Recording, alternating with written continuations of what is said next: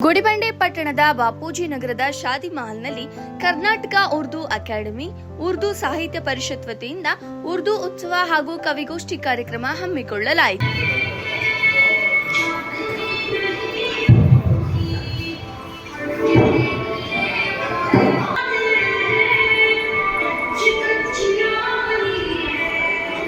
ಕರ್ನಾಟಕ ಉರ್ದು ಸಾಹಿತ್ಯ ಪರಿಷತ್ತಿನ ರಾಜ್ಯಾಧ್ಯಕ್ಷರಾದ ಮೊಹಮ್ಮದ್ ನಾಸಿರ್ ಮಾತನಾಡಿ, ಉರ್ದು ಭಾಷೆ ಬೆಳೆಸಿ ಅಭಿವೃದ್ಧಿಪಡಿಸುವುದಕ್ಕಾಗಿ ಉರ್ದು ಅಕಾಡೆಮಿ ವತಿಯಿಂದ ಅನೇಕ ಕಾರ್ಯಕ್ರಮಗಳನ್ನು ಹಮ್ಮಿಕೊಳ್ಳಲಾಗುತ್ತಿದೆ. ಉರ್ದು ಶಾಲೆಗಳ ದಾಖಲಾತಿ ಹೆಚ್ಚಳವಾಗಬೇಕು.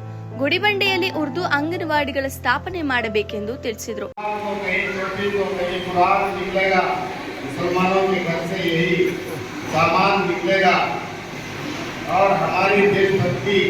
तुम नहीं समझोगे गद्दारों, हमारी देशभक्ति तुम नहीं समझोगे गद्दारों। अगर हमारा खून निचोड़ोगे तो हिंदुस्तान निकलेगा। दुश्मन भी मेरे मुरीद है शायद, दुश्मन भी मेरे मुरीद है शायद, वक्त ब वक्त मेरा नाम लिया करते हैं, मेरी गली से गुजरते हैं.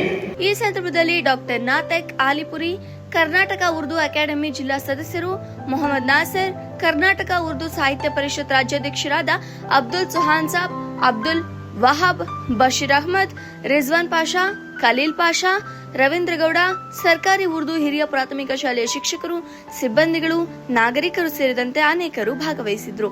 ವರದಿ ಮೊಹಮ್ಮದ್ ನಾಸಿರ್, ಗುಡಿಬಂಡೆ.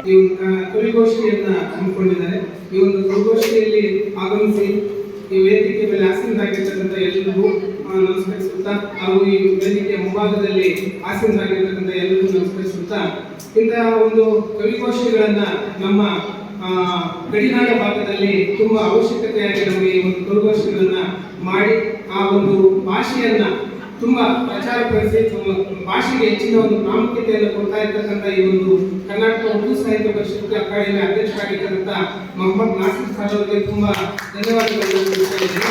ಈ ಒಂದು ಕವಿಗೋಷ್ಠಿಗಳನ್ನ ಹೆಚ್ಚಾಗಿ ಮಾಡೋದ್ರಿಂದ ತಮ್ಮ ಒಂದು ಭಾಷೆ ಏನಿದೆ ಉರ್ದು ಭಾಷೆ ಅತಿ ಹೆಚ್ಚಾಗಿ ಪ್ರಚಾರ ಹೊಂದಿ ಉತ್ತಮವಾಗಿರ್ತಕ್ಕಂಥ ಒಂದು ಆ ಒಂದು ಉರ್ದು ಇದರಲ್ಲಿ न समझे हो अगर अब समझ जाओ तो अच्छा है, मिटा कर नफरतों को अच्छा है। न समझे हो अगर अब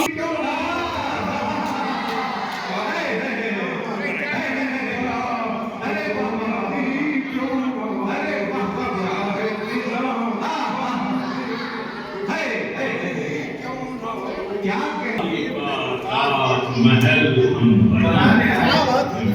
आइए मैं एक दो के लिए दो मैंने दो चार शेर बदल के काफी इन्होंने दरमियान में भी अपने शेर सुनाए।